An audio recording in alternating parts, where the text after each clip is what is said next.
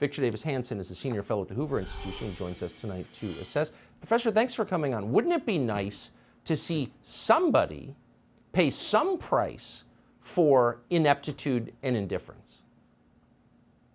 Yeah, it would. He's jumped the proverbial shark, though. He's the epitome of the empty resume class. I mean, his only qualifications for the job were his identity politics credentials and the fact he went to Harvard and Oxford, and the media and the bicoastal elite gaga over him. But otherwise, Tucker, he had the un-Midas touch. Everything he's touched, whether it was the port crowding at our major ports, or the train robbing of trains going into the ports, or these recent 4 accidents where airliners almost crashed, or the Southwest implosion, or the whole meltdown during the holiday season of our airline system, or these rail car, everything he either ignores or he offers these platitudes. And how ironic that right on the eve, or right in the midst, I should say, of this tragedy in East Palestine, of this white working class tiny community with an average income about $45,000, he was lecturing the nation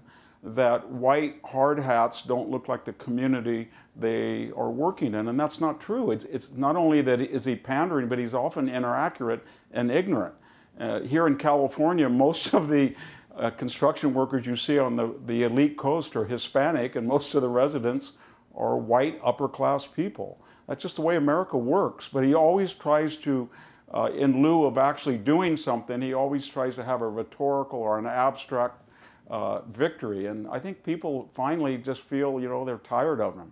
And he's afraid. He talks very bold and like he's bold and he's dynamic, but he's very cowardly because he's afraid to go in and confront these people and tell them why that FEMA wasted 2 weeks before they addressed their concerns, and why he hasn't been there. And we know the reason is that he doesn't want to sit there and talk to people when they ask him questions he can't answer.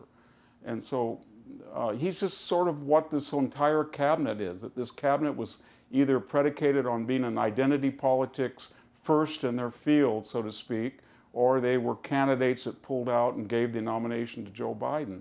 But otherwise, none of them had any demonstrable experience or expertise in the field that they were supposed to serve us, the people.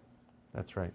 It's just a little bit funny. They've been lecturing us now for 2 years about something called environmental racism, and then there's an actual environmental disaster in the midst of a community of people who didn't vote for them, and they ignore it. That actually does look like environmental racism to me. It is, and the reason is that East Palestine is right on the border of Pennsylvania, and it's in Klinger. It's the very area that in 2008 Barack Obama blasted as they cling to their religion.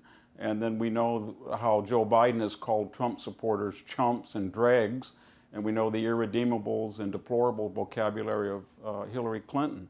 So they have a long record of disparagement of the white working class. I don't know why they think they can just get away with it so easily without some kind of reaction, but it is racist. And if this was in Malibu, or this was in Martha's Vineyard, or even in Compton or South Central, there would be an immediate U.S. government response by this administration. Right, among the rich or the fashionable poor, but these people fall through the cracks, right, every single time. Victor Davis Hanson joining us tonight. Thank you so much.